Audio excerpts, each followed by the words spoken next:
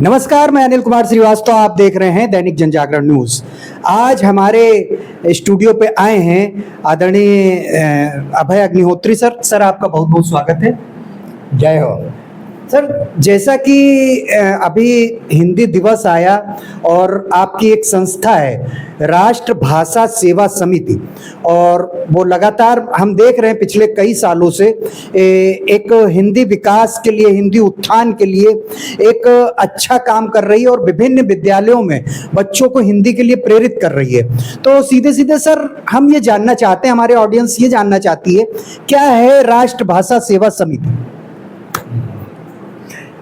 राष्ट्रभाषा सेवा समिति हिंदी उत्थान के लिए बच्चों में हिंदी के प्रति प्रेम जागृत हो और हिंदी में वो बातचीत कर सकें, हिंदी में हस्ताक्षर कर सकें, हिंदी उनके दैनिक बोलचाल की भाषा बने, इसके लिए अपने प्रयास करती रही है।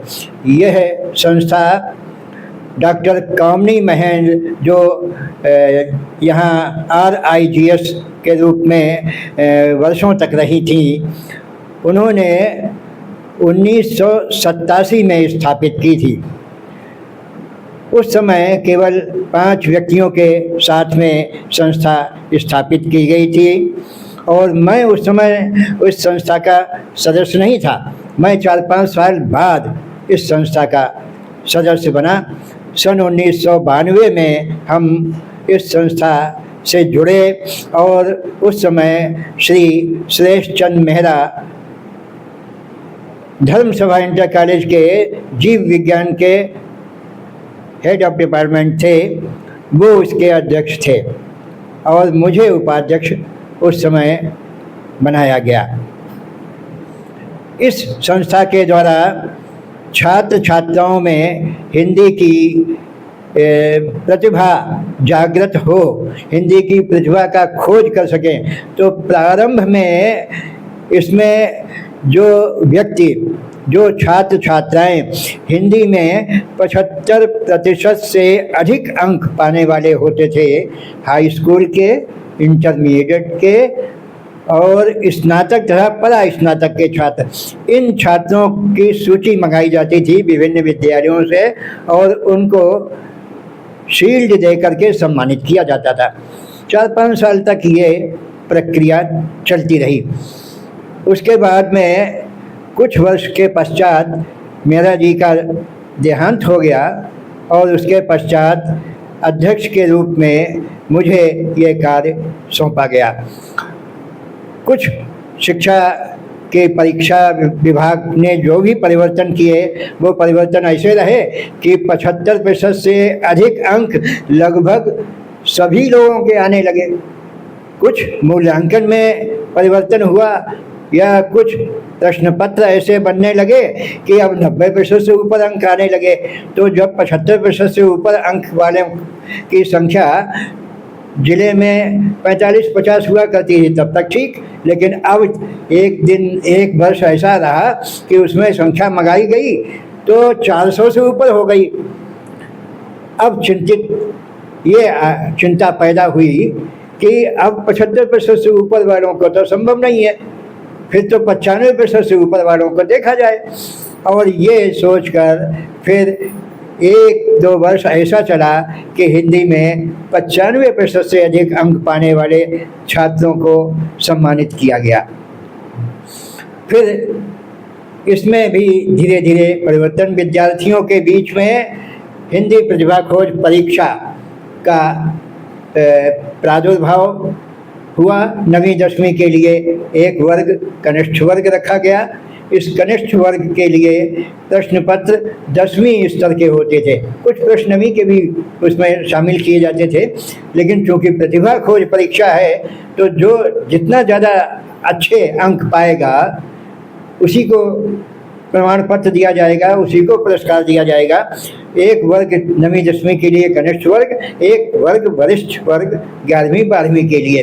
ये हिंदी प्रतिभा खोज परीक्षा विभिन्न विद्यालयों में पत्रक भेज करके हर एक विद्यालय से अधिकतम 10 छात्र प्रतिभागी रह सकते हैं, ऐसा नियम बनाया गया। और बालिकाओं के लिए केवल एक विद्यालय परीक्षा केंद्र रहा, भगवान दीननाथ कन्या इंटर कॉलेज, और बालकों के लिए एक विद्यालय जो हर वर्ष बदलता रहे, ऐसा सोचा गया। वो बालकों के कई विद्यालय हैं, कभी बालकों का विद्यालय धर्मसभा रहा, कभी सिटी मॉन्टेसरी रहा, कभी इस्लामिया विद्यालय भी रहा, स्वामी श्याम प्रकाश इस वर्ष हुआ, गांधी विद्यालय भी रहा, कई वर्ष तक लौट करके आते रहे ये। तो इस प्रकार ये परीक्षा, हिंदी परीक्षा खोज चालू हुई प्रतिभा खोज परीक्षा के रूप में। सुलेख प्रतियोगिता कक्षा 6, 7, 8 की लेते हैं। ये एक विद्यालय के अधिकतम 15 छात्र बुलाए जाते हैं, और इस वर्ष इसमें भी परिवर्तन करके एक विद्यालय के 20 छात्र बुलाए गए, और इसमें भी बालिकाओं के लिए भगवान दीननाथ कन्या तथा बालकों के लिए जो विद्यालय तय किया जाए वो रखा गया। इसके अलावा जो स्थानीय स्तर पर या वर्तमान देश की समस्याएं जो होती हैं उनके ऊपर लेख निबंध प्रतियोगिता के रूप में भी आयोजन किया जाता था, जिसमें 1 घंटा समय दिया जाता था और विशेष विषय पहले से दे दिए जाते थे, 15 दिन पहले से विद्यालयों को भेजा जाता था। तो वो निबंध प्रतियोगिता, इन सब प्रतियोगिताओं का पुरस्कार वितरण एक ही दिन, जो 14 तारीख के बाद वाला इतवार संभव होता था, 14 सितंबर के बाद वाला, उस इतवार को पुरस्कार वितरण समारोह किया जाता था। उसे कहते थे हिंदी सप्ताह समापन समारोह। और उस समारोह में जिले के एक नामी कवि का सम्मान करते रहे हैं, और अब तक इस वर्ष 27 कवियों का सम्मान कर चुके हैं। इस वर्ष तो मधुकर शहजाई गोला गोकर्णनाथ के बहुत प्रसिद्ध ख्याति लब्ध राष्ट्रीय पुरस्कार प्राप्त तथा विश्व कीर्तिमान स्थापित साहित्यकार थे, उनका सम्मान हुआ। लेकिन हर वर्ष एक साहित्यकार का सम्मान होता रहा। 27 नक्षत्रों की भांति 27 कवि सम्मानित किए जा चुके हैं। अगले वर्ष फिर जिले का ही कोई न कोई कवि इसमें अपना प्रतिभाग प्राप्त करेगा, ऐसी आशा है। ये सामान्य जानकारी थी जो लगातार अभी तक इस प्रकार की परीक्षाएं और ये प्रतियोगिताएं लेते रहे हैं, और आगे भी जब तक ये संस्था चलती है, चलती रहेगी, और हमारे बाद में भी कोई ना कोई दूसरा व्यक्ति इसको संचालित करेगा, ये होता रहेगा। यही जानकारी देना था। तो आप सुन रहे थे राष्ट्र भाषा सेवा समिति के बारे में, किस तरीके से विस्तृत रूप से आपको जानकारी दी। हम अगले सवाल की तरफ चलें, उससे पहले आपसे अपील करना चाहेंगे, यूं ही हमें देखते रहने के लिए लाइक सब्सक्राइब जरूर करें, क्योंकि आपका सब्सक्रिप्शन हमारे मनोबल को बढ़ाएगा और हमें आगे बढ़ने के लिए प्रेरित करेगा। सर, वर्तमान समय में जैसा कि पाश्चात्य संस्कृत प्रभावी है, उस दौर में हिंदी विकास का आप काम कर रहे हैं, काफ़ी चैलेंज आ रहे होंगे आपके सामने, तो थोड़ा सा उस विषय पे प्रकाश डालें। बिल्कुल चैलेंज आते ही हैं, विदेशी भाषा के प्रति आकर्षण भी बहुत है, और प्रायः अंग्रेजी के प्रति ऐसा है कि अंग्रेजी तो अब पेट की भाषा बन गई।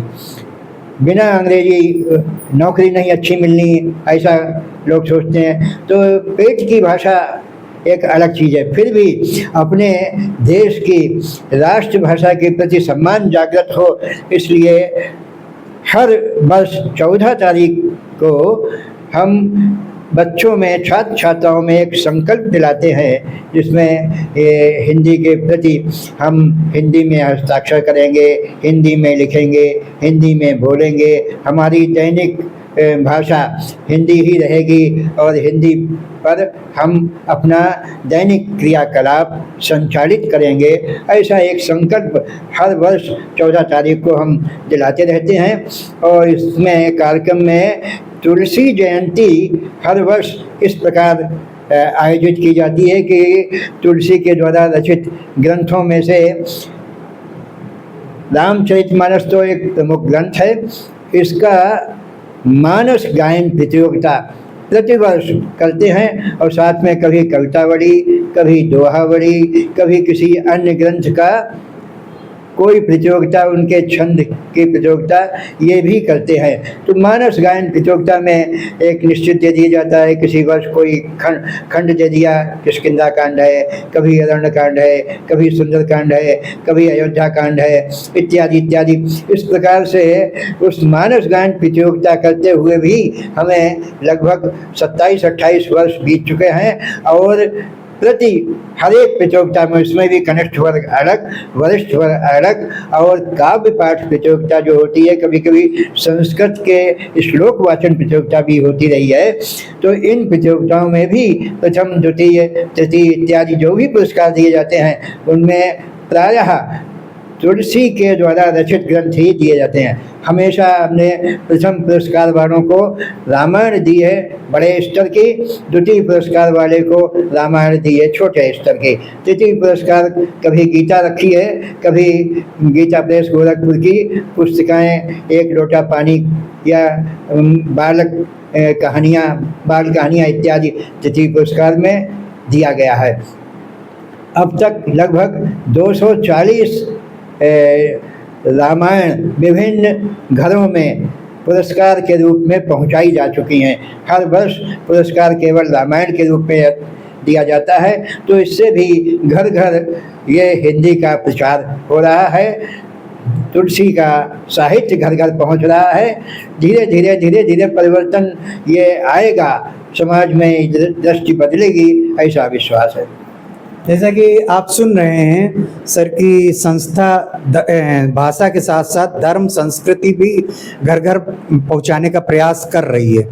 सर, आपकी जो संस्था है क्रियात्मक रूप से हिंदी विकास में काफ़ी आगे आ रही है।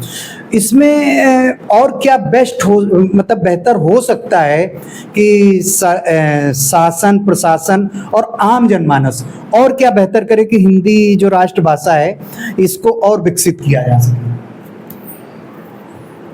अब ये तो स्वतः स्फूर्त प्रक्रिया होनी चाहिए। हर एक व्यक्ति के अंदर अपनी भाषा का गर्व हो, क्योंकि हर देश वो उन्नति, जापान अगर उन्नत कर सका तो जापानी में उसके यहाँ शिक्षा व्यवस्था रही तो उन्नत कर सका। चीन इतने आगे है तो वो चीनी भाषा में अपनी पूरी साहित्य और सब प्रकार की टेक्नोलॉजी इत्यादि की पुस्तकें चीनी भाषा में रख करके शिक्षा देता है। लेकिन अपने यहाँ जो उच्च शिक्षा है वो अंग्रेजी में है। ये प्रयास धीरे धीरे यद्यपि सरकार का ध्यान इस ओर आकृष्ट किया जा चुका है, और बीच बीच में अन्य भी हिंदी प्रेमी व्यक्ति याद दिलाते रहते हैं कि कभी न कभी ये जो तकनीकी शिक्षाएं हैं और डॉक्टरी की शिक्षा है, ये सारी शिक्षाएं ये जब हिंदी भाषा में होने लगेंगी और अपने विद्यार्थी इस भाषा में पढ़ करके अपने देश की उन्नति के लिए प्रयास करेंगे, तब इसके दिन भी पहुँचेंगे। और धीरे धीरे ये प्रयास चालू है, धीमी प्रक्रिया है, आगे समय लगेगा, लेकिन मुझे विश्वास है कि ऐसा होगा अवश्य कभी न कभी। सर, चलते चलते कोई ऑडियंस के नाम कोई संदेश देना चाहें हिंदी विकास के प्रति? अब सभी श्रोताओं को, सबको ये चाहिए कि अपनी देश की भाषा के प्रति सम्मान रखें और गर्व अनुभव करें हिंदी प्रयोग में। घर में छोटे छोटे बच्चों से हिंदी में बात करें और उनको कभी किसी दूसरे